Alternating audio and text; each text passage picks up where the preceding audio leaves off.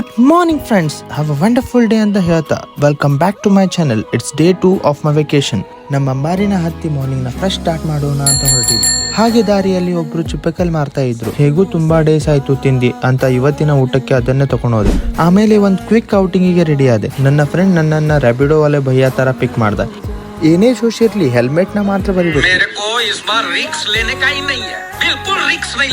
ಎಲ್ಲಿಗಂತ ಕೇಳ್ತೀರಾ? ನಿಮ್ ಕ್ವಶನ್ ಗೆ ಆನ್ಸರ್ ಭೀಮ್ಕೋಲ್, ಇನ್ನೊಂದು beautiful place with kayaking and pedal boating. ಆದರೆ ಇಲ್ಲಿ ಸ್ವಿಮ್ಮಿಂಗ್ ನ ಸ್ಟ್ರಿಕ್ಟ್ ಆಗಿ ಪ್ರೊಹಿಬಿಟ್ ಮಾಡಿದ್ದಾರೆ ಫಾರ್ ಸೇಫ್ಟಿ ರೀಸನ್. ಬಟ್ ಇಲ್ಲಿ ವ್ಯೂ ಮಾತ್ರ ಅಬ್ಬಾ ಎಷ್ಟು ಪೀಸ್ಫುಲ್. ವ್ಯೂ ಜೊತೆ ಸ್ವಲ್ಪ ಹಾಟ್ ಕ್ರಿಸ್ಪಿ ಪಕೋಡಾಸ್ ತಿನ್ನೋದೇ ಮಜಾನೇ ಬೇರೆ. And portraits are must necessary.